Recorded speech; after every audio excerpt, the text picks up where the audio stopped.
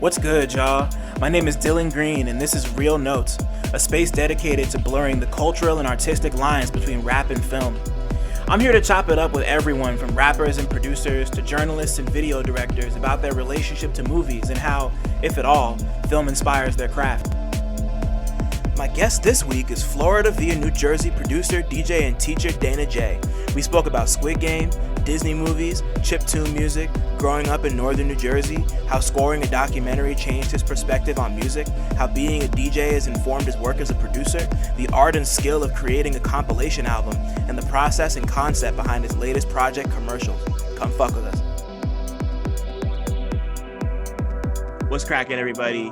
Welcome back. Real Notes, we're here. It's cold in Jersey. It's not cold in Florida.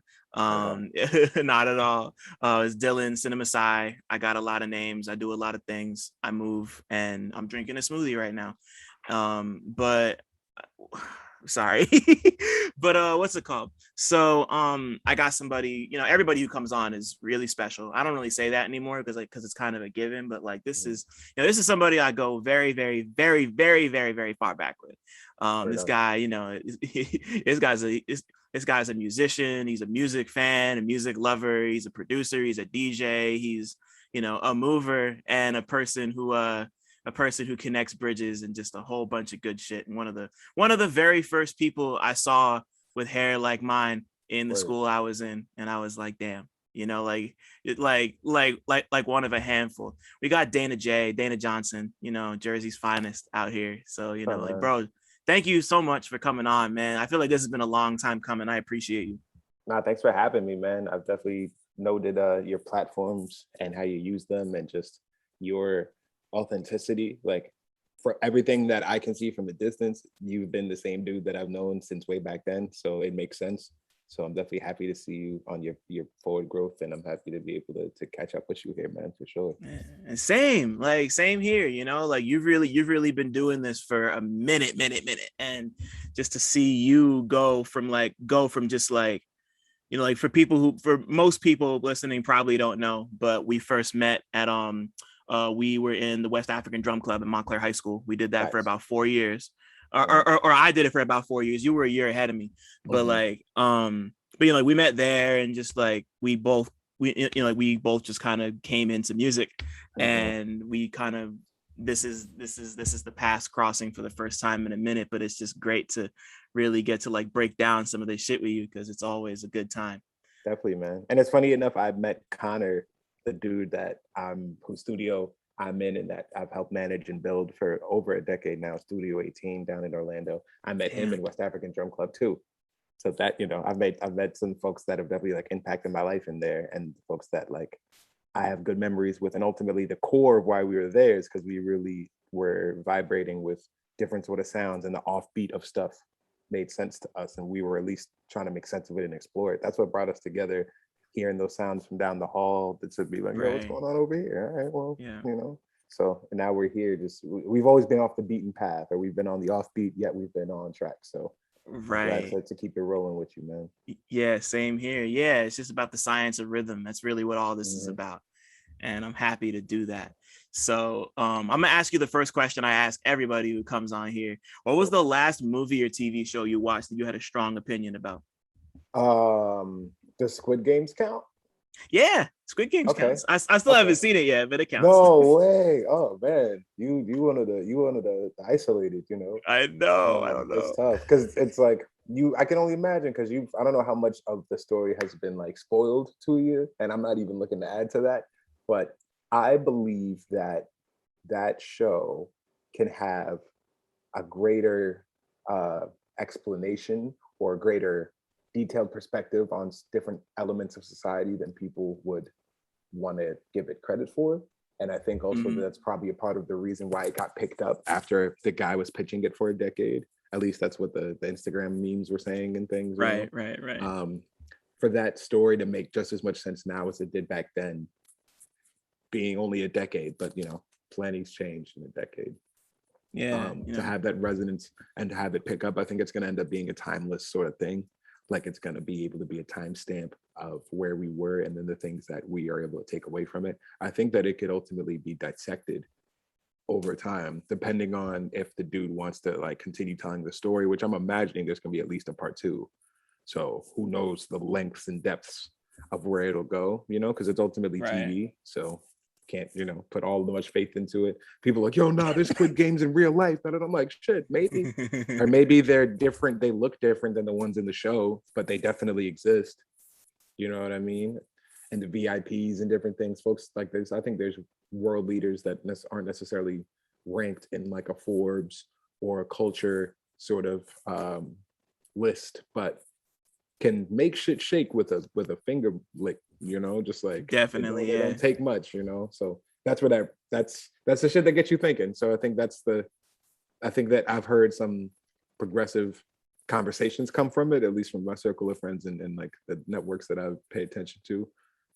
So I think that it's pretty tight. So I guess that's my recommendation to go check that out. Right. Yeah. I've been meaning to. I just haven't like taken the time yet. And like, cause when it first started to pop, like I know basically what it's about, but so like looking at it, my first thought was like, this kind of reminds me a little bit of Battle Royale, which is like where I started to get like, I was like, okay, like this looks like a twist on that. I'm cool with that. I just never got to actually sit down and take it all in. And I've heard like I know it's like the most popular new Netflix show in like a really, really long time. And it's great that it's just great that an idea, because like I feel like a basic idea like that is going to be timeless no matter when it comes out, like especially from the new millennium on. It's just like it just kind of latches itself to every like especially COVID, you know, like the timing is just really, I don't know, when a like good concept works, it hits. And I think that's especially been true in the midst of the pandemic. Definitely. Stuff that where your resources are limited in terms of your ability to, maybe if you're an artist or a creative, tour or be on stage, and different lanes, even like going to the club walkthroughs, depending, you know, your different avenues of revenue and income are changed. And then also your creative energy or your team, you know, get tested. So we're seeing folks that have been able to stand through in the pandemic. We haven't heard from a couple of different artists during the pandemic, you know, but some of that's been intentional even from before it started. But you know, the pandemic's definitely affecting how folks are seeing stuff. And I think about that even with my crafts and things like DJing. You know, I've had residencies here and there, different places and stuff. But in the space that I was in when the pandemic started, I wanted to be out and playing, but I couldn't. So the live stream game started to really be heavy. And then the thing that sucks with the live streams is like the flags, like you playing any sort of popular song, any song that has any sort of relevance. The only place where I've never had that issue is Clubhouse. Now, Clubhouse in itself, I think, and the networks that work to keep it thriving and relevant, it feels like a social car crash every time I go on there because I see different rooms and things. But that could also just be based off of who I follow, which I may have to do like a cleanse or whatever. But I think no matter what, I don't know what the back end of in terms of stuff that gets pushed or like promoted or is internally being guided. I don't know what the thing is with it. I don't know, but it's annoying most of the time when I go on there and I pop in the rooms and I hear the bullshit conversations that are happening, the BS content, excuse me. You know, you could curse if you want. This cool. This isn't fucking Clear Channel FM. Do you think? Hey, look, you know, respectfully. No, but I love DJing on there because I don't have to worry about that. I can just play whatever I want. And like, you know, I've had some different vibes. I'll get in the room where like I've had rooms and there's some folks in there and stuff. So it's cool. I like it. I've made the adjustment. The long story short, your creative juices and your energy to be able to think on your feet and try different things have been tested within the pandemic. And the things that have stuck around or the things that have been highlighted are because they're creative. They were creative before, or if there was no pandemic, but they're extra creative because of it. Stuff like D Nice and Ninth Wonder doing live streams and like and Questlove and people like that. Yeah, definitely. And it's notes to be taken with every single one. And there's experiences and culture that you learn about and stuff. So like that stuff would shine even if there was no pandemic, but it hits harder because you're able to sit and examine and focus on it, you know? Yeah. And I think that there should be a greater filtering process in the midst of the pandemic, I think, or I hope over time that helps. Like we're able to be able, since we have so much downtime in ways with the pandemic and the way that people work is changing and things, more focus of being at home. Like let's focus in and let's do some QC of our own. I think that's a major takeaway of trying to just do some quality control and like Definitely. absorb what you're taking in and what you like and like it, why you like it, and you know. Yeah, and like I think another extension of that is one thing I don't want people to forget like through the pandemic is that like this is all like collective trauma that we're going through. Like, you know, like even if you were lucky enough to not lose anybody or to not get sick or not or to know some or to not know somebody who got sick, like being locked in the house, being locked away from other people, being like not being able to go out and do things, and you know, for a lot of people not having like especially early on not having the ability to like work, you know, because like it's a craft but it's also work and people get bread off of this, so like that's all trauma. And I think that needs to be taken into consideration on top of just like how, you know, like I think how we move through that quality control you were talking about is also going to be reflective of just how we just reflect on like how this has affected us. And like I just like I don't want this to get like I don't want this to get too far in the rear view and then have people just being like, oh, like, you know, like that was just like a silly little thing we did for a year and a half. Right. Like, nah, like this is serious. This is one of those like this is one of those once in a lifetime type of things, like 9/11 and the stock market crash, like all that. Like this is, you know, like this is what they say is once in a lifetime stuff, but like people like our age, this is our like third or fourth once in a lifetime event. Like right. I'm I not think even the pandemic 30, can be bro. the best or the worst thing that happened to you depending on how you look at it. Right, So totally. I'm looking Yeah. for it to be the best because it's making me look within and reflect and take into account like what are the things that I'm good at, what are the things that I can do to make a living now that the main sort of things or some of the main elements have shifted. You know, it's definitely opened me up to see me be able to do things that I didn't even think I would do or could. So Same. it's been an experience. So I'm happy, you know, just got to keep grinding though, because it stuff seems like it's changing every day, and it really is with the climates of different social and political things, and you just got to be ready for shit. So Always. Yeah. I'm working Like, to have my different resources be refined so I can be just optimal for whatever's popping up for whatever, you know.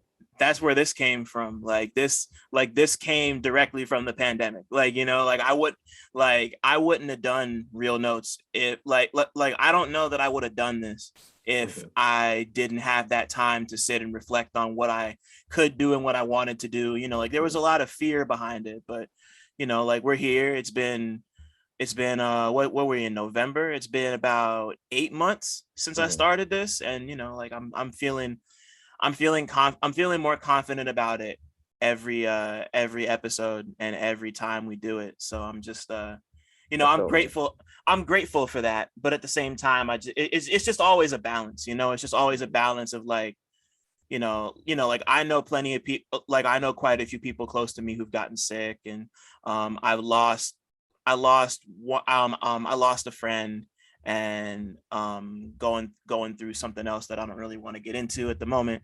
But you know, just like it's just a lot of Life. balance. Yeah, life really, and just like that shit gets amplified when you throw a fucking global pandemic on top of it. But you know, like we're here, and that's the important part, is that we're here and we're thriving. Like you're working, I'm working, and I love that, you know. Yeah, I think the pandemic definitely helped make me think about how I want to use creative outlets, and that's a part of, I think, the transition that I made, going from just producer, DJ, and different sort of hats that I've worn over time, to artist in the sense of crafting an album. I think that definitely has helped inspire that, and it's kicked off.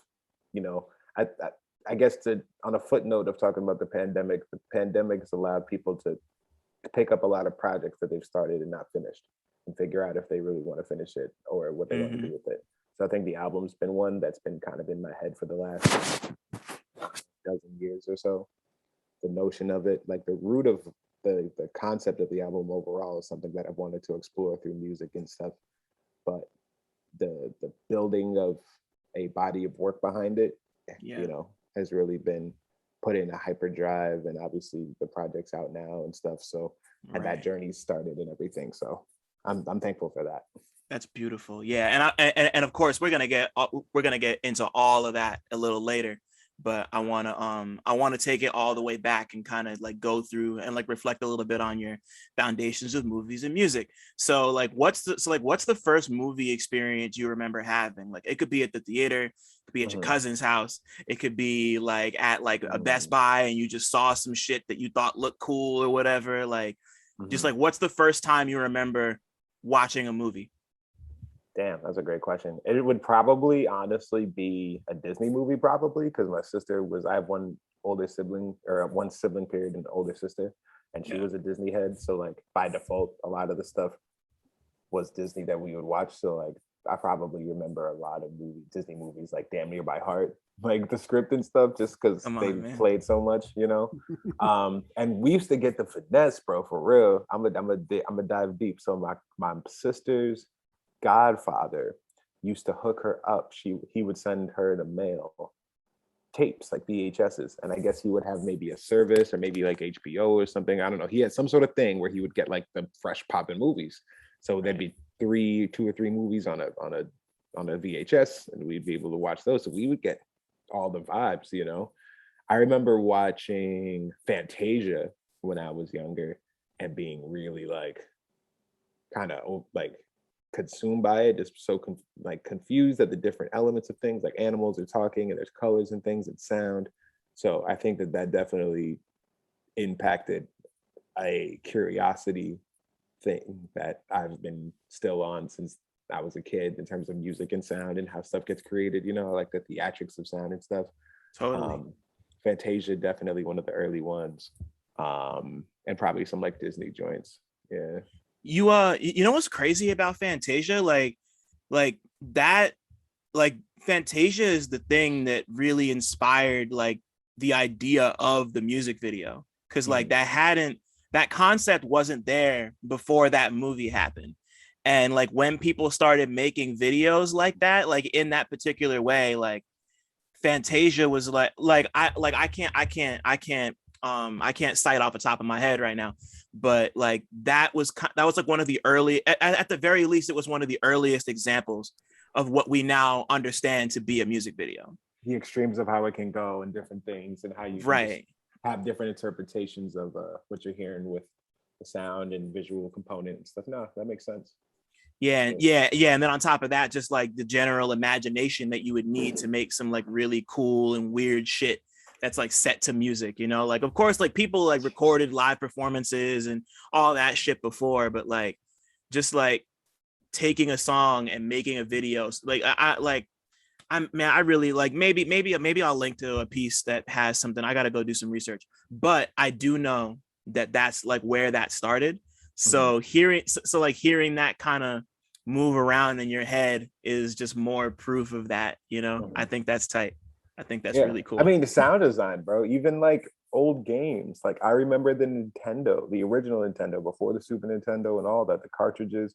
And I think a game system that gets slept on and doesn't get enough credit is the Sega Saturn, which was the Sega realm before the PlayStation. I think that was the game that made them go, okay, CD-based games can work. Let's do that. I think that was the game, and that was my shit back in the day. But especially with the old 8-bit like Nintendo, I'm still so fascinated with how they're able to make orchestras of sound with little bleeps and bloops, bro. Like I remember whole symphonies of stuff that I'd hear in Mario or like Zelda and different games, like being just so fascinated, just as much as consumed by the game, consumed with like, how are they doing that? Right. Having that curiosity since a kid.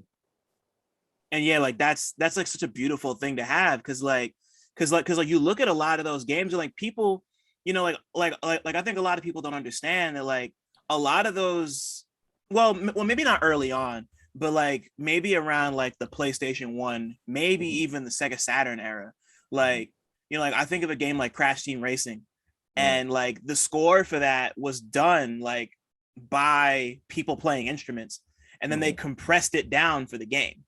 Like Mm, the composer released all the original music like as played by the people like on SoundCloud, must have been like 15 years ago or something.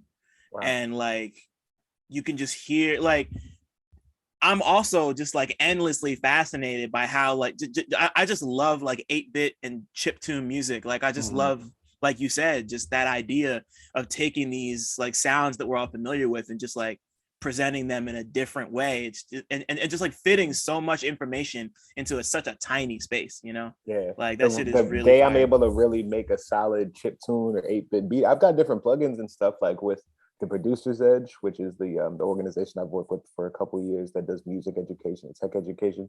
We did a workshop during the pandemic in the midst of Yeah. like trying to find different stuff because we're used to working in classrooms and stuff. Um, we started doing stuff on Zoom and we did a workshop on 8-bit and we tried to make like a Mario Nintendo Soda based beat.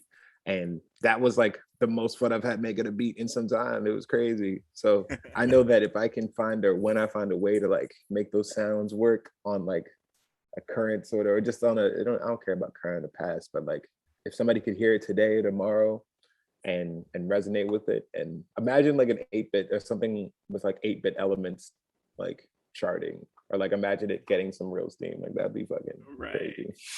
Yeah, it's because it's been a while since I've seen something like that happen. Because like there's like a really dedicated and hungry fan base for that type of Right. stuff. Like shout out to anybody who listens to Anamanaguchi. I'm sure there's like at least 6 of y'all listening right now who are fucking with Anamanaguchi, because I'm one of them. But like you know, Mhm. like there's like other people have used it, and like there are plenty of YouTube channels. There's like one person whose name I can't remember. I'm like 0 for 3 with references today. But like there's a person on YouTube who makes like who makes like 8-bit renditions of like top 40 songs, I and gotta find that. Yeah, I want those to are check all that really out. really cool. Yeah, like those are all a lot of fun.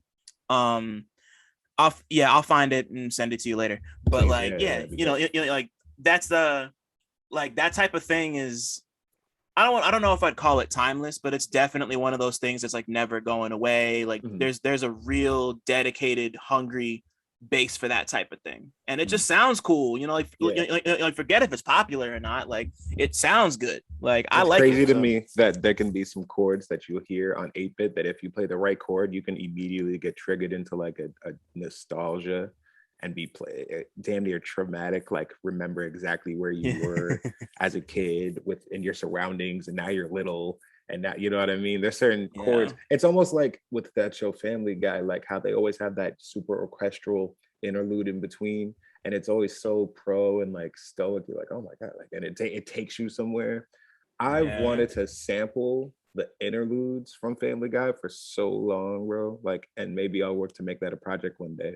But I think about that in the same way that I think of like Hey Arnold back in the day. A Yeah. lot of folks experience an introduction even into that notion of like sound, that urban, jazzy, bluesy, but kind of hip hoppy was through that. You know, That's I big learned how to facts. Yeah. beatbox through Doug. Like, there's direct elements of life with these shows and things, and the soundscape behind it that like Yeah. definitely play an impact on memories for people. So like, that's the greatest impact that I think you can have is a lasting memory for sure.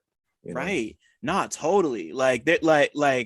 Like there's like I definitely have memories and like music like that's the I don't know why I just got tongue tied there for a second, but I definitely have all of that shit. And like Mhm. so many people and so many movies and so many shows and so many games like play a huge role in people's like musical journey. You know, Mhm. like it could like that's the point where it goes from just being something passive that you're just like enjoying on like this is kind of cool to Mhm. being like wait, like what's that, like what does Right. that mean, like what's a chord, you know, like Mhm. what's a chord, what's a note, what's a progression, like what's a rest, what's a break, you know, like Right. all that shit. So like for you, um like with movies, like Mhm. where did that happen, like when did you have a moment where it stopped just being like a thing that you would just look at casually and just kind of be like, wow, this is maybe not even this is art, but like, when did you really like stop and start to feel it when you would watch something? That's a good question. Um, I think as I got older, when the stories and the depth of what was happening translated to me a bit better. I think as a kid, you only have, the basis of your basic understandings of life and the simplicities. Everything could be so simple. But as you get older, you can understand the complex dynamics of things. Like, damn, homie did this and had this going on, and this, but then she did this, and he still managed to do this. So I think like Shawshank Redemption was one of the earliest memories where I'm like, damn, my man really got his freedom, and he figured stuff out, and he didn't get screwed at the end. The little thing that Morgan Freeman was talking about was there, and like he was able to live his life. Like, I started to appreciate, and then even like being young and watching like documentaries, like I remember being young and being not just on punishment, but grounded, right? Because there was levels to the shit. Yeah. I was grounded. And my pops knew that I loved pro wrestling. So he was a sick bastard. And he was like, this documentary was on about how pro wrestling is fake. And it breaks down all the different, things about it. He's like, yeah, hey, come. I know you can't watch TV, but come check this out. And I was like, yeah, I'm in wrestling. What do you mean? I'm looking at him crying, bro. Looking at him like balls in my eyes. And he was like, yeah, no, now you know. I tried to tell you. I told you it was fake. I'm like, but you be cheering him on and shit too. Like, what is wrong with you? But documentaries, man, like different things that aren't. I like the difference with knowing that there's a story that can be told and then looking to just provide information. Documentaries more just being focused on stories and accurate things of like, this is what happened. Telling a story right. Like, what is that? That Summer of Soul that was on Hulu. Questlove's telling of the Harlem Festival is like, A, that was necessary. B, his passion and curiosity, almost like childlike curiosity of everything about that festival, shows throughout because he really cares about it being told right. Like, I don't even think he went. I don't even think he was alive. He might have been alive or close, but like for him to not have been there and for it to have impacted him so much and him understanding the social and cultural influence and impact that will have, I'm so thankful for that. And I think that folks should buy it. I'm going to buy it, have a physical copy. And, documentaries have always been something too that I've gravitated toward. I remember when I first really started with music, being able to do a score, help with the score of an independent film. And that was super great. It was really cool to like not think about the beat the same and just look to build suspense and different sort of things. It was fun. So just being able to be a part of that process, and I look forward to doing that again. For sure. Right. Yeah, talk to me a little bit more about that. Like, what was it like working on scoring a movie, and like, what did you, like you like really briefly touched on it, but like, what did you pull from working on a score that you hadn't really pulled from doing music the way you were doing it beforehand? Mm-hmm. Well, I mean, for the longest time, and definitely still, one of my core fundamentals is sampling. Especially like different records with horns and different things. So I've been able to create original sounds, and I've made it a greater focus over time. But just knowing that it's not about trying to please or cater to an artist or like a mood. It was really just focused on the mood of like the scene and really trying to bring in the different elements. So I think the process of getting ready for that role in terms of the research and watching different things and I vividly remember that, like, and meeting with the director and the producer of the film and like explaining the conversation. Like, I think something that I remember the most about that was the conversations in relation to certain scenes, just how I heard it and saw it versus how they heard it and saw it, and then working to meet in the middle on that, making 17, 18 different variations of a 10-second moment and just trying to gauge which one, or like, oh, can we put some of this and some of that? It's like, okay, you want me to try and splice together? It's way before splice. Right. Trying to splice together, some like suspenseful string theatrical thing with also now this kind of thing, this whole other emotion, just like the creative, it definitely pushed my creative energies to just think different, outside the box stuff, and like use different mediums to help create the soundscape. That was the goal. So I think from that I pulled working to want to create, like, be more invested in sound design and the soundscape of stuff. I know that at the core I do a lot of like ultimately like boom bap sort of stuff, and it's very heavy and like low count on the number of pieces to it, but And we that love stuff you is, for that. and I appreciate that definitely. But I know that there's relevance in it, and I know that I appreciate the different nuances of sound. Like one of my favorite artists for quite some time that's been doing this thing is Kalen Ellis. That's my boy. Shout out to Shout out to Ellis. Kalen Ellis, And bro. he's He's like, going crazy with it. he's a nut. Like, and his willingness to and his dedication and discipline to like work toward finding the sounds that he's hearing in his head and like working to create. I'm inspired by that all the time. And like even the different tools and technology that he uses, you know, I get inspired and motivated when I'm working on music now from cats like that, and like folks that work to just push the envelope on what we can bop to, you know, and what can be inspired. Because I think a true MC can really rap over anything, and that's what I definitely tell folks here at the studio, the staff, and like really anybody that's ever kind of come across me. Like if you see me at a DJ set, or if you have seen me in different spaces, I'll throw on kind of whatever sort of beat.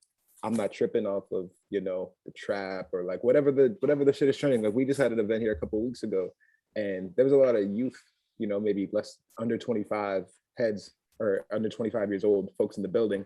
And I had some boom bappy shit, some shit that I know that like most of them probably have rapped on, and a lot of them rose to the challenge. So it's cool for those sort of moments and it to be received, and like it could have very easily been a like, oh, what is this old head shit, da da da, but folks were receptive, they were up to par, you know, they pony That's up. beautiful. So, like, you know, I'm feeling that sort of gap at times too. Like, you know, I'm 31 now.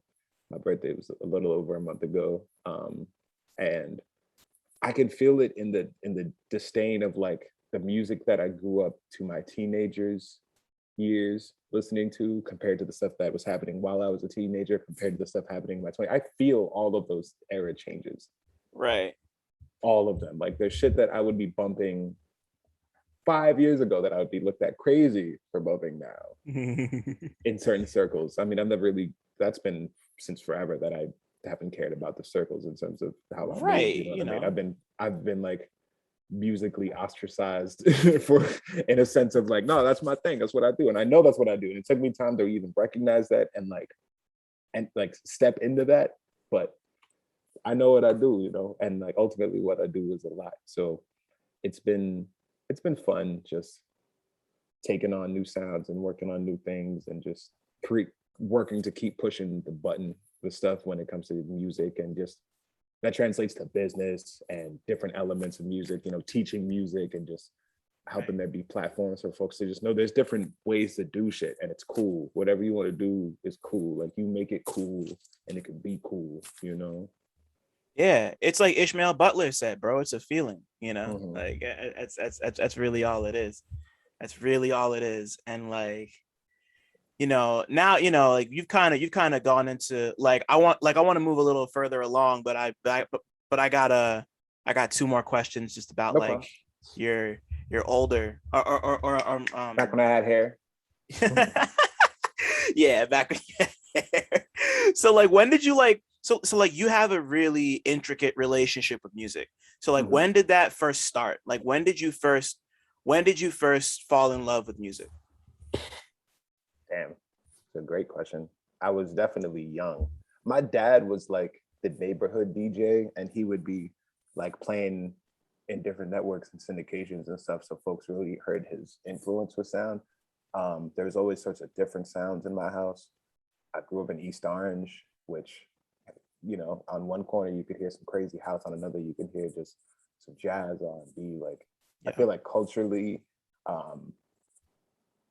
it was a lot of different sounds developing and happening like in real time around me. So it was cool to hear my pops play different jazz records, and then to hear some of those records be in samples of stuff happening, like new songs that are coming out, and me being one of the very, very few young people that could recognize that. You know, old heads would be like, oh, that's so-and-so, like, that's cool, that's dope. The things that are happening now for us when we hear stuff that was sent from the 90s or 2000s sampled, you know, we feel like old heads because we're like, damn, I remember that original joint. Yeah. I had that feeling back then with samples. And like, I wasn't an old head in the sense of like, oh man, what you know about this? I didn't know shit about it. So now I'm like, right. What inspired folks to take this part of the song and use this? Like, I remember so vividly hearing Steve Biko "Stir It Up," the Tribe song, and being From Midnight wrapped up from Marauders. those, and being so caught up in those horns at the beginning, just hearing those and being like, yo, what are those? Where's that from? I'm up, my dude's like, I don't know. And Google, I don't even think was a fucking thing. We were on dial-up then. So like trying to figure out and dig to find that. Dude, I've gone on like multi-year searches for instrumentals of certain songs and had to go to like Japanese markets, and like the curiosity with music, like, to answer your question, when did it first start? I had to have been super young, like in grade school, because I remember initially going into chorus in like elementary, but for like a day or two, but then going like, nah, I have to be in band. Like music, yes, this outlet, no. I've been able to write and do other stuff, and like I know that there's an outlet for even like my voice with like voiceover work and podcasting and stuff, but I knew that I wanted to really lock in on the creation of it versus just, because I think that was even the battle I had with that. Like within those first 2 days of the only 2 days I was ever in a chorus class was like, okay, I'm happy that I'm doing music, but I'm singing, and I don't want to do that. I want to create the music that was, like that switch was kind of very immediate. So since fifth grade, I was in a music class, and that was all the way through high school, and all the different variations of bands, marching band, jazz band, like concert band. So it's just been kind of an infatuation and like a thing that has grabbed my attention. Like there's so many songs I have immediate vivid memories of when I first heard them and what was going on in my surroundings and things. Even like more recently, like Murals from Lupe, that 9-minute rap megathon. I remember so vividly going up Bloomfield Ave with my boy. He had made a turn off somewhere, I think Mount Pleasant, and he just started going in, and I was like, yo, can you pull the car over, please? Like, can I just this right now? It was like, sometimes music just really be having that effect on you to just overwhelm you. And I think that sensation's always been a thing that's driven me, because it's like definitely like cured depressing feelings and moods that I've been in personally. Same. And I know it has for thousands, millions of people, whether we know it or not, and whether we want to admit that or not, because a lot of us have come up in households and environments and societies where we're suppressed from expressing even the notion of mood swings and different sort of things. So like just knowing that there's an outlet that can help translate that and make it for the better has always been a reassuring thing for me. Like I was selling mix CDs of just different shit that I was hearing in middle school, and these mix CDs would have anything from Slipknot to Incubus, Chili Peppers, Rage Against the Machine, maybe some R&B, like Mary J or Tweet or Missy or some, like it was not what was on the radio. It might be 2 joints that would be on the Billboard top 20, maybe 2, right? But everything else was some other shit, and that would not only, I know, put my people on the music, and I took great joy and pride in that. Even from back then, I wasn't even DJing as much as just making mixes, but yeah, I guess it was in a way like curating. Yeah, that's like that's essentially what DJing is, like, yeah, curating for sure. Definitely. So like as you're like, as all that's going on, like especially in a place like North Jersey, like you said, where you're like between East Orange and between all the different oranges in Montclair, like it's just like 1,000 Newark. Different kind. Yeah, Newark too, definitely. Like you could hear all different kinds of music. Like I'm in Clifton right now, and like like my window, like I'll wake up in the morning and sometimes I'll be hearing bachata playing while somebody drives. Like it could either be bachata, it could be like some drill, it could be fucking like Cardi B, it could be whatever, like you never know what you're gonna hear blasting out of somebody's car window. So like so you're in this position where you're kind of showing that versatility and like kind of really confident in what you like at such a young age. So like when did that go from just like being like a casual thing you did to being like, oh nah, like I want to do this, like I want to be a DJ? Like when did that first start? Honestly, bro, I think it was like freshman or sophomore year when I started to like dig into, caring about social things a little bit more, because they resonated a bit greater. Because from high school, you may or may not be in your hometown anymore. You may or may not be in different paths and whatnot. So like high school is kind of like the last dance if in a sense, you know. So you're just trying to make sense of your steak, but also you're learning every day. Peanut butter jelly time was like peaking at my 7th, 8th, and 9th grade. So Jersey Club is like a thing. Hell yeah. Heavy still from then. And now there's like junior jams, right? So there's social gatherings happening on the school grounds in different places, and now there's house parties and things. And I'm like, all right, people are playing music for that. And like somebody's probably getting paid for that. So there's that curiosity, and like, granted, I was selling my CDs and I was helping pay for lunch and shit back in the day. So like that hustle element of it was already like there. Right. Honestly, bro, I think like junior year into senior year, I'm a keep it the realest. Like my parents were going through shit, like they were getting ready to separate, and I felt a kick because I was already, my first job ever was at Rock Tech Music, way back in the day. That's my first job. So like even that, being immersed around a bunch of old heads talking about shit from back in the day. So that's always kind of been the thing. One of the first jobs I wanted to get, or one of the first jobs I got, like I needed to make sure that, wait, why was I just talking about my first job? I just went off.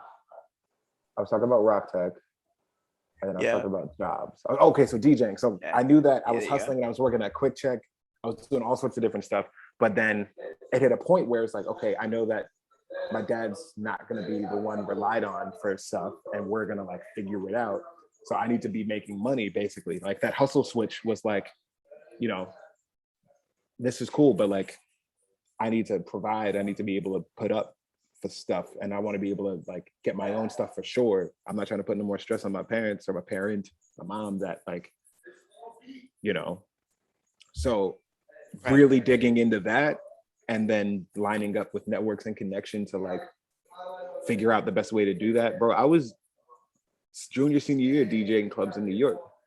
I was in Gansevoort, I was in what is that? I was in Stash, I was in Whip, I was at Greenhouse. Like I was in the thick of spots, not even eligible really to get in, you know, like I was fucking not even 18, but just the network, the grind, the hustle, and working with folks like, and then understanding that I didn't give a fuck about anything that folks was talking about or doing, or whatever the trend was, or whatever like even was on the radio type shit. Like I knew back then that I had enough of a skill set to like get busy, and people see that enough to want to pay me, and I can use that bread right now. So I'd much rather be doing that than what the majority of like the close people around me were doing, which was selling shit. And I didn't want to do that. Like I knew that that was a way, and I knew that there was a come up. I didn't even really care for weed till, you know, later on, but like I needed to hustle. So I saw that lane to be able to do it, and I saw the bread that was coming in from that, and like that was always a lane. I knew that that could be a lane that wasn't ever like, people are always going to need a DJ, even with CDs kind of dying and vinyls making a resurgence and everything going to streams. Like, you know, I'm getting books. Somebody hit me up today about something this weekend. So a brunch in Newark. So I'll hit you up. Yeah, definitely should pop through. It'll be dope. Damn, yeah, if I'm around, sure. Like that sounds fire. Like, damn. So your basis, like you started off like as a DJ. Mm-hmm. And when like going from DJing, like when did you decide to first go from DJing to producing? Because like that love for sampling's always been there, but like when did you know, when did you first know you wanted to do that yourself?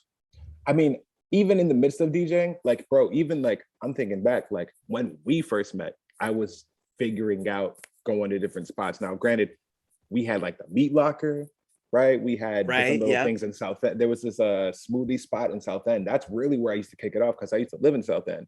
So there was this little spot right next to the barbershop, this little smoothie, like plant-based spot, and they used to have open mics. And that was really shout out to Young's. Shout out to Young's barbershop. Yeah, I used to go there as a kid. So the spot right next to it used to be the little smoothie health spot. So that was like my first residency before New York and shit was there. And in the midst of high school, college, I was in bands, you know, I was a drummer in the band, I played bass in the band, like music and different elements of that were always happening. Production, I think I really wanted to tune in on it, because I knew even when I was DJing and like making sense of hot cues and different stuff, Like I would make custom elements of stuff, and that would always be a fun element, but I wouldn't think to record it. So I wouldn't think to like record my edit and put it out, but that's production, you know? I'm in college and Connor, my boy, is talking to me about the studio that he's building and he wants me to check out. And I'm like, oh shit, like he's really doing that. That thing that we talked about doing back in the day. He's really like, he went to full sales, he's graduating, he wants to really dive in head on. And I have a MacBook now in college. So I'm like, let me check out GarageBand.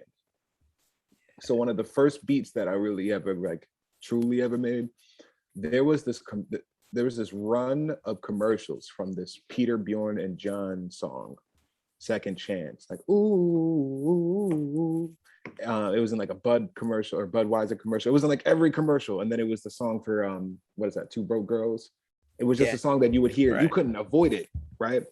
So I started to hear the song so much, I turned out from it and I detached from it. And I'm like, yo, I'm starting to hear that song a different way. Like, I'm going to figure out how to do that. So then I start digging into GarageBand, and then I open up Audacity. I get Audacity to be able to change the pitch and stuff. And that's making me think of how I would be DJing, like messing with the time, you know, the time stretch and like going up and down with the slot and stuff. So like, I'm like, okay, so I can make I just got to focus in on the sound that I'm making or what that I'm hearing in the beat and stuff, get my drums down and really build on it. And that was the first beat I ever made. And I think it's probably still on my YouTube now. Hopefully this doesn't get it flagged. But it was third, I called it Third Chance is the Charm. And it was a sample from that. And somebody came, and the shit that blew my mind from that, bro, like over a year after I had posted that song and completely forgot about it, this is 2012, 2013, somebody hits me up on YouTube, like, yo, I want to rap on this song. And I'm like, what song? I'm like, oh shit, that one? Right. Like, yeah, like, cool. And he just randomly came across it. He was this dude from North Carolina, Andy Higgins. Shout out to him. He did a joint on it. And that was like one of the most fulfilling feelings I ever had. Like this thing that this song, this creation that I put out there just to the universe, just because I was hearing it and I fuck with it. Somebody randomly came across and fucked with it. And now that inspired them to want to do something. I'm like, yo, I'm sold. Like, yeah, I'm in here. So I get to Studio 18's first rendition. It's different. And Connor helps me go from GarageBand to Logic, which I learned is basically the adult version of GarageBand or the pro version of GarageBand. I messed around in that program for 2 days, bro. And I made my first beat tape, which is Less Stress, which I got to find the link for because I want to try and get them all on some sort of platform. Made that in like half a day. Made like 15, 16 beats. Just, okay, I know what I'm doing now. Boom, and it just kicked off from there, bro. Yeah, that's how you know sometimes, you know, like all you got to do is find that one outlet that can let you get that one idea off. And then, you know, like you look up and a day and a half's gone by and you got 16 beats, you know, like, or like you look up and you've written 3,000 words or you recorded a thing for 2 hours. Like it's all it takes, you know? And I love that shit. Like, and you know, like that was really like, you put out several projects over the course of the last like decade, basically. Like, I'm not going to list them all here, but you know, like, I think the thing that makes this new one, Commercials, so special, I didn't realize that it had been an idea in your head for like 12 years. Like that, like to see, having listened to it, like the handful of times that I've listened to it, and to hear you say like, oh yeah, like I started this in, what's it, 2021? So like you started, like you've had the idea for this since 2009. Like that's nuts. Yeah. So like where did that initial idea for Commercials come from? And like, why now? Like why was 2021 the time to be like, it's time to do this? That's a great question, man. Well, I think that it really started to kick off when I was doing this program in Washington, D.C. while I was in college. My spring semester of freshman year, I did this program where I moved to D.C. Well, not in D.C. I was in Maryland. I was on Love Point, which is this little island not too far from Annapolis in a city called Stevensville. It was a 45-minute drive to the metro, which we would then take in to get into the city and everything. Right. I miss it out there, man. Ooh, I hope to visit there one day because like you barely got a bar of service. You can't really get reached unless it's really needed. The Wi-Fi is kind of finicky. in the backyard is a lake, you know, just different sort of vibes, simpler times. But I was in DC a lot and I was young. I was 18. So I was a baby. I was the baby in the group. Everybody else was probably in their third or fourth year of college or later on in life. I was a freshman. So I was very much like into the thick of it, you know, like the fucking song. Yeah. And fuck, I might get killed for that. And I noticed that DC had a pace and a pulse that was very similar to New York, which was very appealing to me because that's what I'm used to, that hustle and bustle. So that's motivating to me. I gravitated to that, realizing that there's a hustle and bustle and folks are moving. And it's different in DC because it feels like, for me at the time, at least it felt, and every time I've gone since then, it's felt like everybody's moving with purpose in DC. Like there's not like scragglers unless they're tourists or something. Like everybody's moving in a rush to go somewhere, to go do something. So that attracted me, and I really rock with that. But the deeper I dug into politics, the deeper, and granted, Obama had just won, right? So things are changing, but the deeper I dug into politics and the deeper I dug into the nuances of like networking and relationships and mechanics, and the deeper I dug into understanding different elements of like media and press and things, it made me start to look at ads and commercials different. And I started to look into targeting, which was way sooner than I guess we're accustomed to seeing it now with different ads and things. Like us being able to do those things independently is so interesting to me because that's such a nuance that was so guarded and shielded for so long. Right. The ability for ads and marketing, and you can talk to these people and this, that was a very much Wizard of Oz thing for a long time. And it still very much is. It's, you know, as much as there's public information access, there's a lot of Big Brother and just different shit behind the scenes and the things that make the plays. So I started to examine commercials and ads differently when I started to have to focus on listening to them for specific things. And they said this and this. So just perception, right, in media. And being me, as you know, being biracial, you know, black and white, Obama just won. Drake's a buzzing new artist, like So Far Gone's about to come out, you know. Right. Optimism all in the world. And I'm like, all right, well, you know, what's about to, is this change gonna reflect in, and this is also like 18-year-old me, which is different from now. And everyone's perspective on things is different and whatnot. But for me, I was like, how much of my reality am I gonna see in my day-to-day? Granted, my day-to-day could change. I travel, I do this, I make moves and da-da-da. I wanna see, I remember being young and thinking, I wanna see more Black people in TV and commercials and advertisements because there's more Black people than you would believe looking at TV. Why I was having this idea and thought at 18, 19, maybe because of the focus I had to have with it, with the work I was doing, and just looking at stuff different, like a different lens, you know? But why are the things pushed in our direction that are? Who's behind those decisions? What are the entities and corporations that make those decisions? What are the regions and markets? Because that, when you travel off your block and when you travel outside of your city and things in different places, like you make sense of the different regions of things in the South and like the West Coast and things. Who are the people that push different things to different people? Why does the Atlanta experience feel different than a lot of Georgia, right? And why are the things advocated there the way that they are? Why can you have a totally different media experience immediately outside of a major city than inside the major city? Yeah, and that's whether it's on like radio or TV or whatever. All like commercials, bro. Not even just TV, you know? Like before the internet and before these different sort of mediums existed, it was radio, it was print. So then you hear about stories like the shit that happened, I think in the 50s or the 60s, or maybe, I think it was the 50s, the World War I propaganda thing where folks were running shit off the news and people really thought that was happening. Yeah.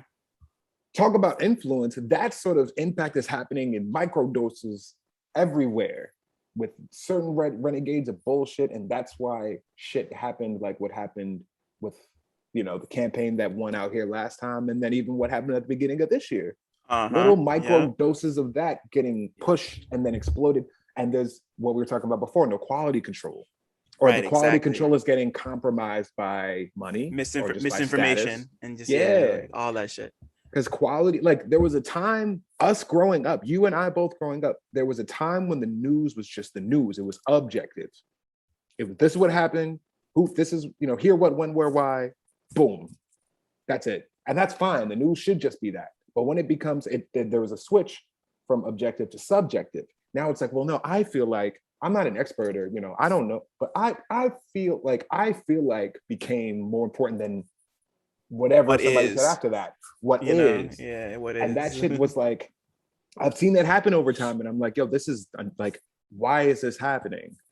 Why can't we state the fact?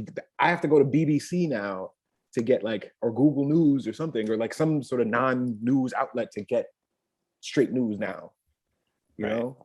So that always fascinated me, and wanting to see accurate representation of reality, but then I guess exploring the idea of what is reality, what do people want reality to be, why do those people want this idea of reality to be pushed to these people, why, all of that sort of stuff.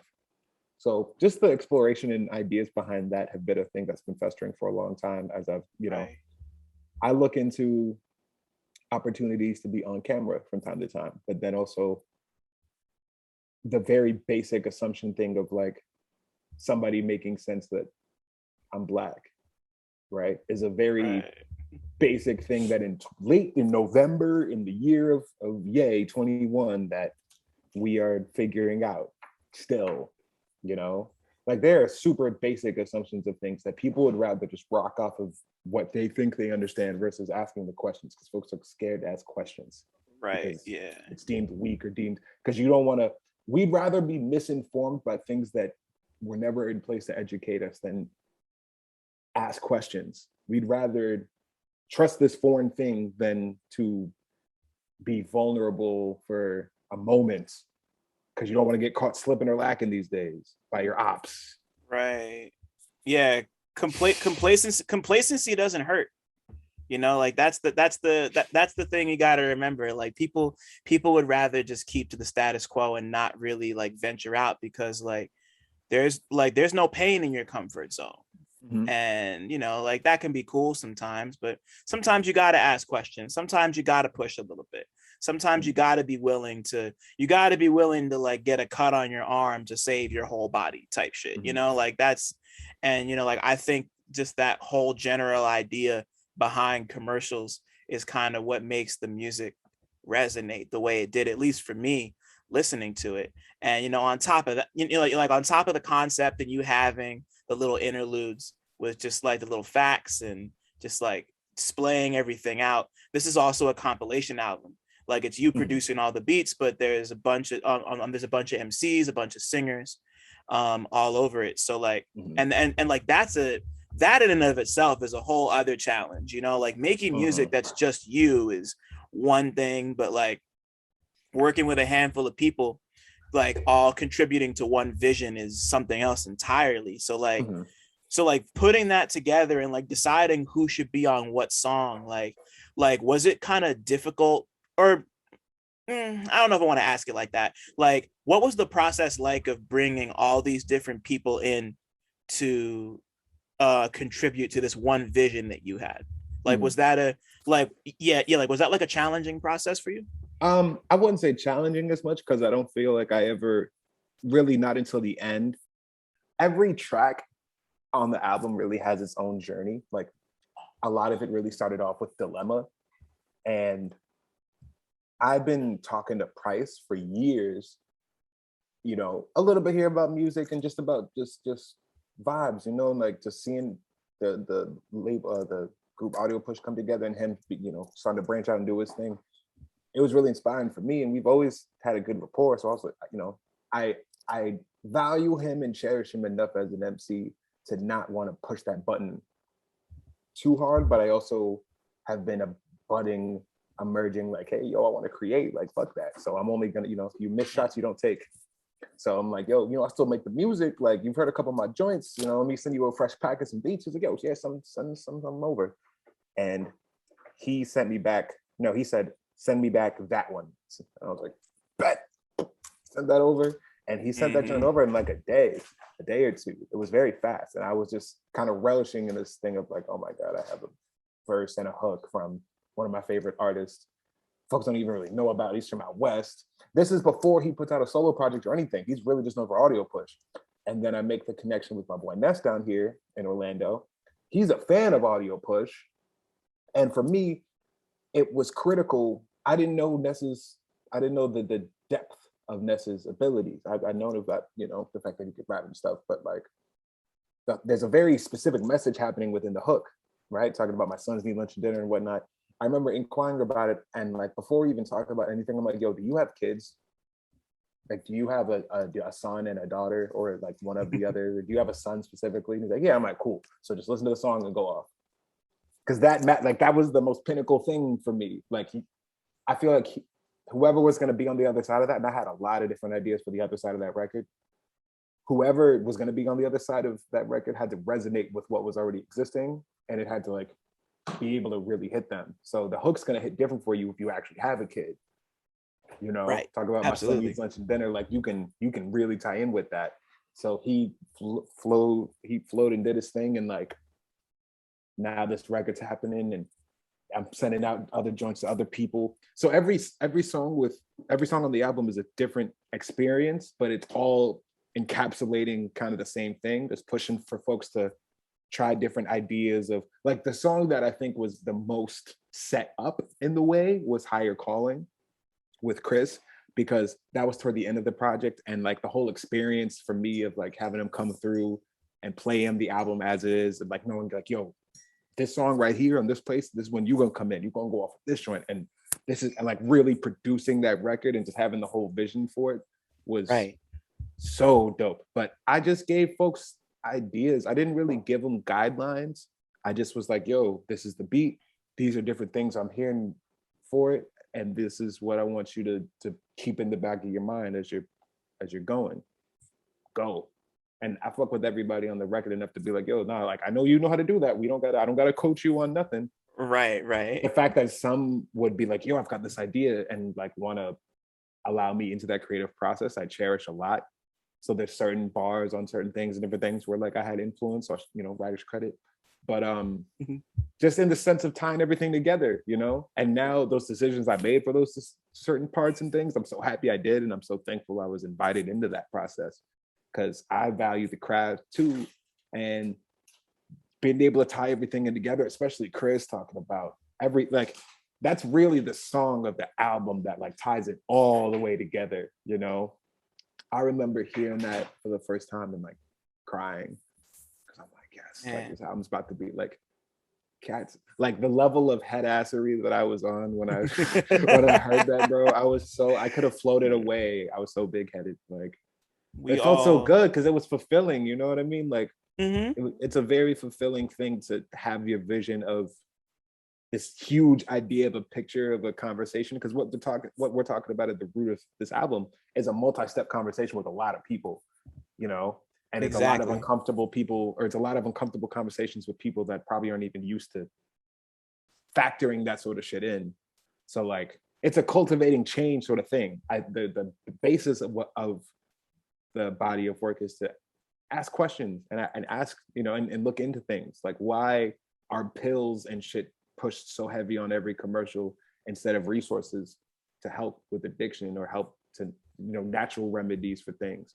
Why there's a very basic mundane things that anybody can sort of pick up if they pay attention to it, but your intake is a very real part of your diet, not just the stuff you eat and drink, but the mediums that you take in, the music, the art, the brain food, all of that. So like I'm very conscious of my brain food, and I've ever since the idea for the joint started, and just over time factoring in that presentation and what gets put out, like I care about the body of work, and I'm thankful that people are resonating with it musically, the words, the lyrics, and then also just having some think pieces to just think about what they're taking in, and like why is this stuff being presented to them, and is that good for you? Is that something that's going to benefit you?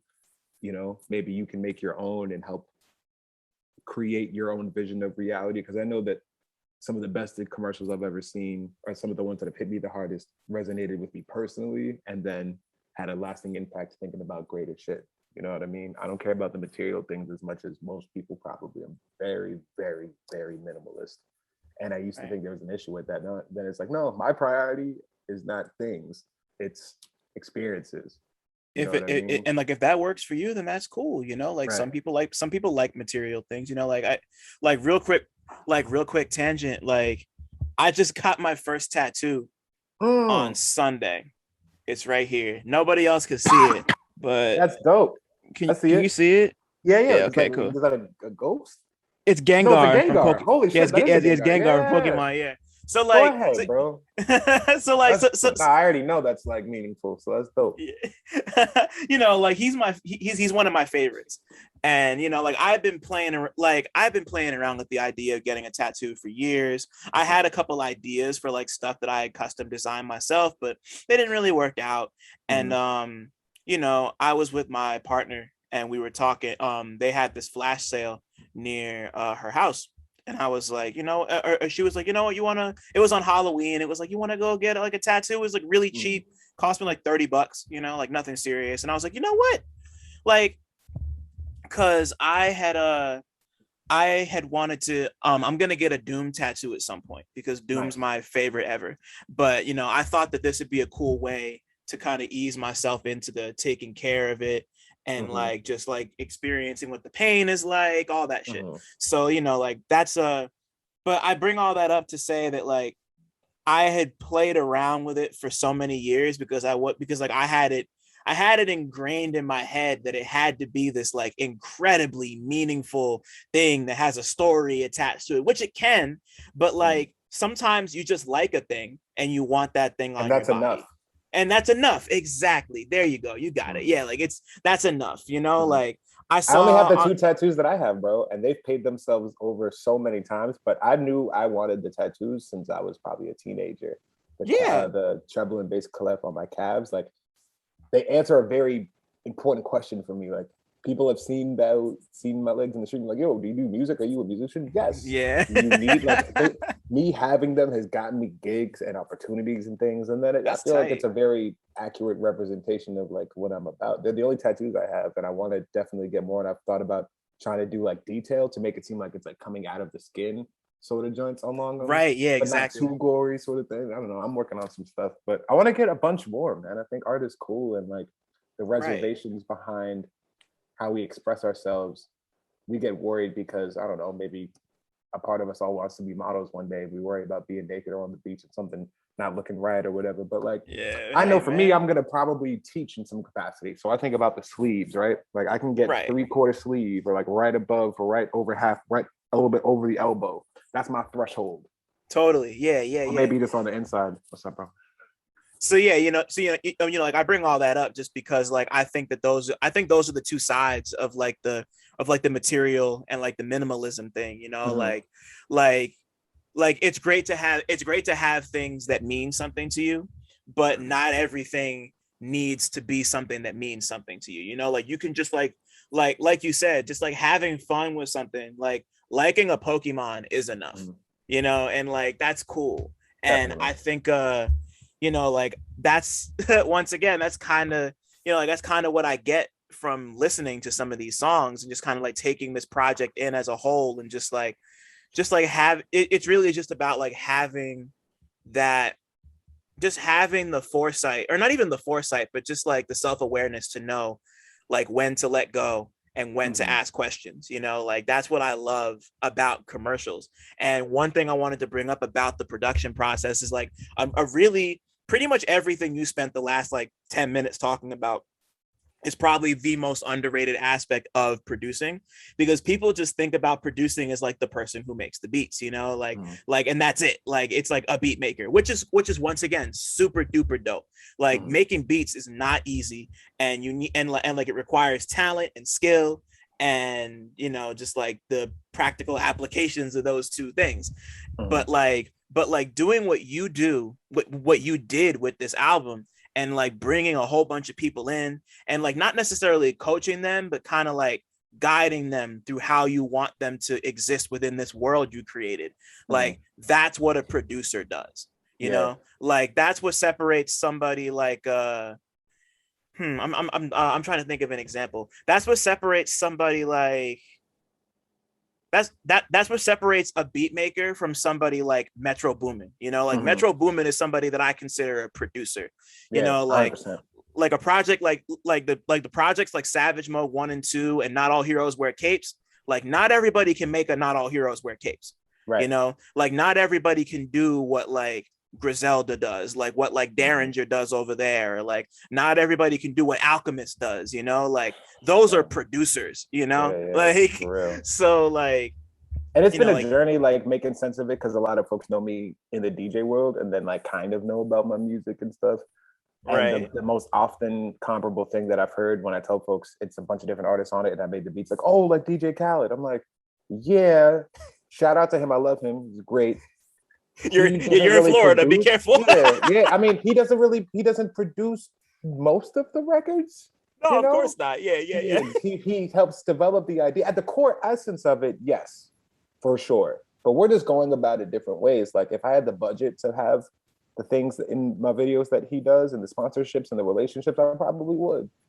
I would do anything to make a video a tenth of what a DJ Khaled video normally runs. That also is like a Of multi-million course. dollar budget, you know? And Yeah. I appreciate when folks say that, because that also means that DJ Khaled's getting recognition that he definitely deserves in terms of that curation process. And he's a real Uh-huh. DJ and a real producer. Like he sent beats to Biggie. Like no one, and he played the most recent joint that I remember hearing about was Shining, that early Jay-Z and Beyonce joint that he had. Uh-huh. He tells a story of how he was in a Starbucks or something and he heard the sample and it just clicked in his head.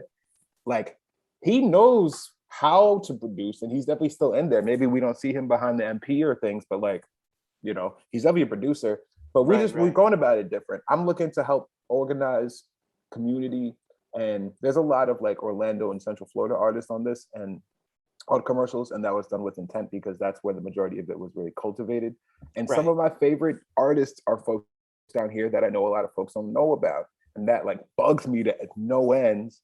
And if there's an opportunity for a platform to help introduce folks places and like, just bring a different energy than what I guess folks are used to in different things. Like with my future work, my music's always going to be a representation of what I have going on, unless it's like a concept project.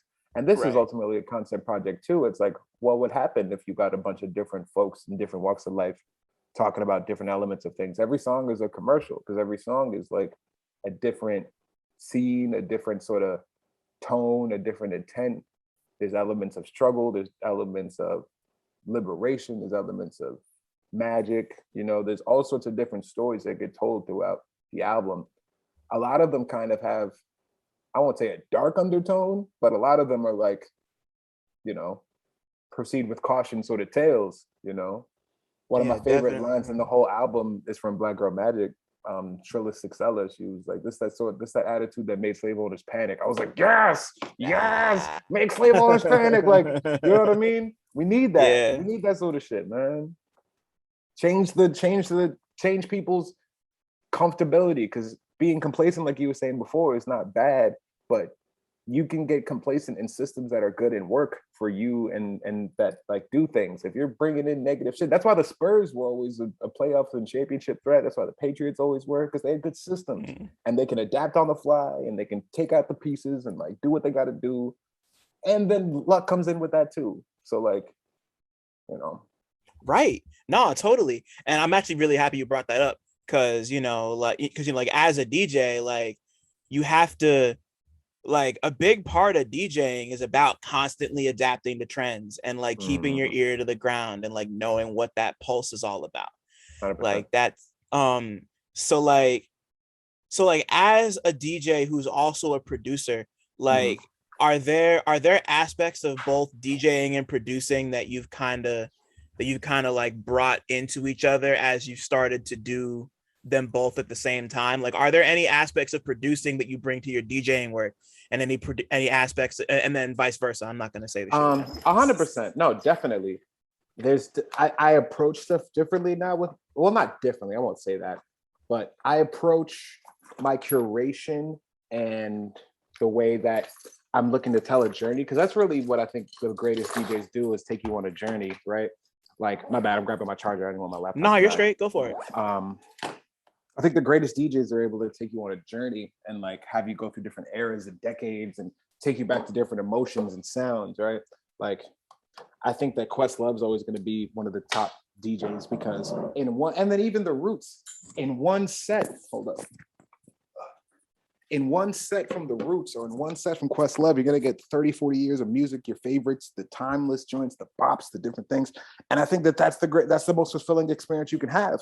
You can have a curated one that's more tuned in on, you know, certain vibes or genres and things. But I think my sets have been open format for as long as I can remember, unless I'm at a specific spot where they need, like, you know, it's a theme or stuff.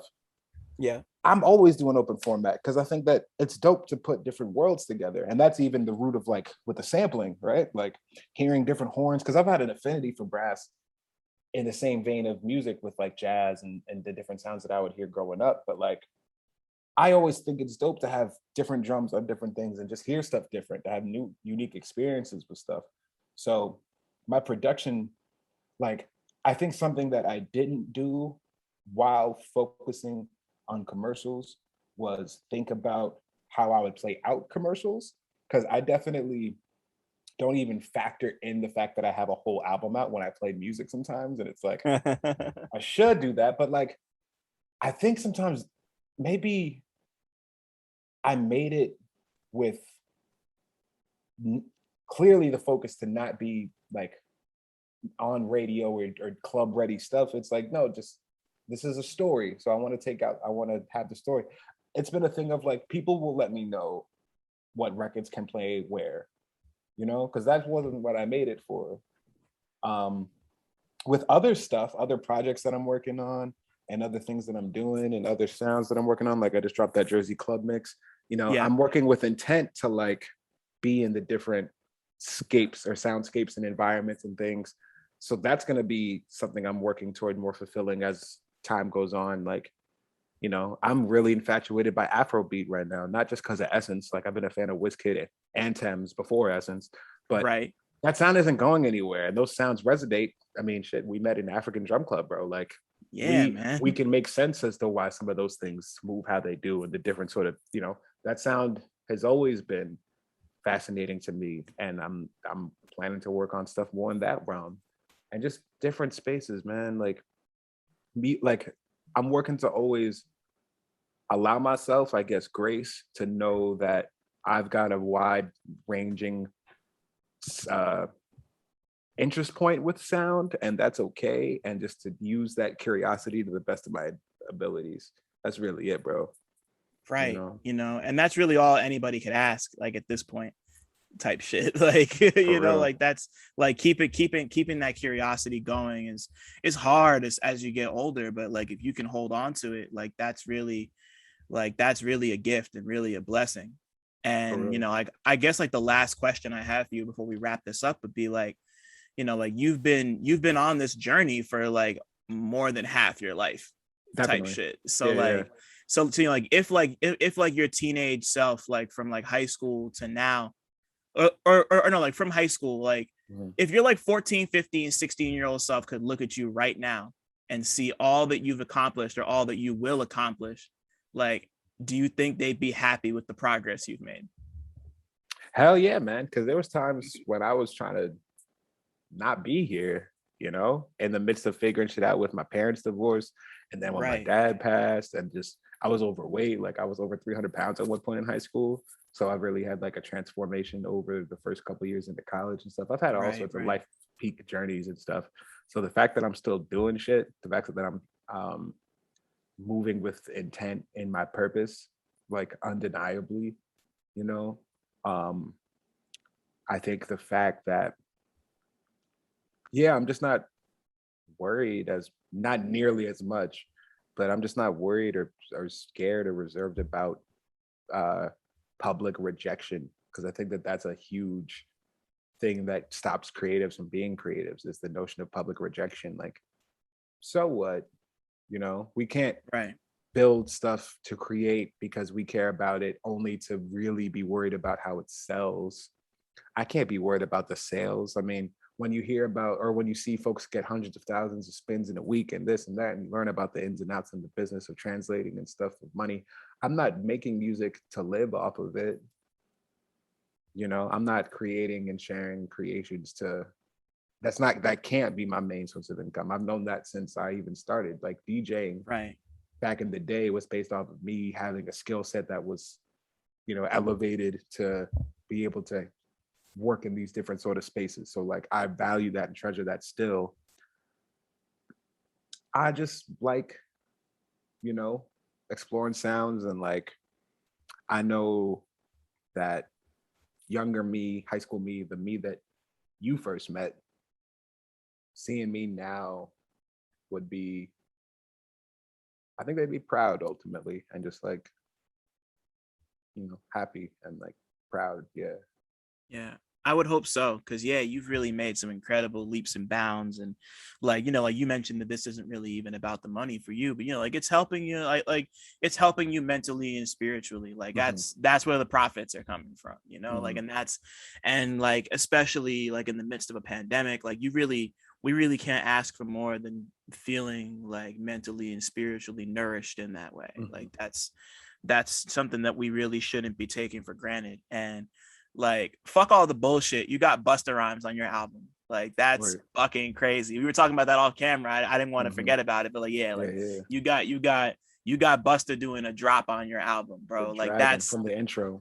come Yeah. on, son. Like, that's a It's fucking different. landmark. That's a milestone if Yeah. I've ever seen one. And So, I you made know, it a point to not include that like in the features because I didn't want to have people flock to it just for that. right, You know what I naturally, mean? yeah, So you it's know, been a pleasant experience when folks are like, "Yo, what? Like, what's happening now?" It's been like every time I hear that, it's dope because that means like, "Yo, you listen, great." You know, right, I yeah. told you was gonna See, be surprised. You know, that's kind of just been my pitch of it. It's like anybody that has known me for more than like 20 minutes can probably make sense of my enthusiasm for music and my curiosity just about things. You know, not even just specific to music, but just about the world we live in and why stuff moves how it does and this and that and stuff. So like mhm, I think if folks can give 30 minutes to listen to a body of work that could enable them to think about some stuff different or unlock some new ideas and thoughts, check it out. Let me know what you see, think. Um, you know, you'll be pleasantly surprised with things like Buster Rhymes on the intro, which is definitely yeah. and has been one of my favorite rappers for a long time. So even the notion of him being on my shit is still like very ugh to me. Like I think sometimes I work to forget shit like that just to work toward the next thing, you know, because if I know if I relish in that for so long, like that's only gonna do but so much. You know, I'm waiting to get Right. back up top and like put in some work with them. I'm waiting to get back in the studio with them and stuff. Like, you know, that's gonna be the real flex when they see a photo of us together on the gram, like, you know, Totally, doing the, you yeah. know, then it's like, oh, for real, oh my God, But you you know, know. like the relationship starts somewhere, and like Yeah, it's a I real think thing. that's We talk like yeah, actually it's a wild thing to know that I could just hit him up and he'll probably hit back like within a couple hours. Like that's crazy. But you know, like you got to take that in sometimes, and you know, like everybody go listen to commercials. It's super dope. It's not very long, and that's always word. great. You've waited Like more for you the know. you've waited more for the connect than 30 minutes. You know what I'm saying? Like give it a whirl, yo. You might fuck around and be inspired. And then they might, Come you on, know, but son. you know, when you order Uber Eats or you DoorDash next, right when you hit that start, go ahead and pull up commercials, man. There Probably you enjoy go. it by the time your food comes. Hey, there it is. But yo, Dana, thank you so much, man. This really illuminating and nourishing for me. So it's just like great to Same, catch up man. for like an hour and a half type shit. Like, I'm looking forward to hearing this back, man. And just yeah, and me I too. hope that you know, folks know that folks fans of yours, because you got fans, bro. Like I see you out here, boy. You got folks that are with the shits. I want Oh folks my that, God. you know, support this dude to know that Dylan's a real one and it resonates with all of the work that he does and the platforms and the conversations that he has worked to create over time through your various endeavors, you know. Um, the Dylan that y'all have grown accustomed to and love and whatnot is definitely very much the same dude that I met back in the day. So I'm glad to see that shine through. You know, you ain't fold, you 10 down, and we out here, you know, I'm happy to see it, bro. Definitely And happy to catch up. yeah, and Dana, same here, man. Just like between the DJing and the producing and the teaching, like just like all the just like you really investing in all these different communities between Jersey and DC and Florida, and like really like you care, you know, you've always cared, and like that's like you're really you've spent the last decade putting your money where your mouth is, and like I gotta, you know, like I can't not respect it. So I'm just happy. I'm just happy to like I'm happy that we've kind of convened at this point and we can just kind of like just like I flex really a bit. that, man. Like, yeah, I mean, no doubt. Like it's different because all I've been doing is focusing on work for so long. When I look up and like think back to the different things that have happened, it's like that's cool, you know. Like I don't think about the space of flowers and stuff. It's really it's rewarding and fulfilling to me for you to acknowledge and like see and to have been on that journey, you know, because there's folks that are going through all sorts of life ups and downs, and like they're trying to figure out their place. I think I've been working within my purpose without knowing that that's what it is for the longest. And you really, I think that that great thing is just to work toward moving what fulfills you. And even if it doesn't make sense, even if it's not a role or a job or a title, like that shit can take you far places, you know, just really believing in the things that fulfill you, you know. That's what's guiding us to these points, right? So yeah, there it is, man. I can't think of a better way to end it than that. Like, just thank you again, bro. This was great. Appreciate you, man. No doubt. Thanks for listening. Shout out to y'all for making it this far. And shout out to all the Black people listening too, because y'all really impeccable. Don't forget to like, subscribe, and tell a friend to come through next time. 1.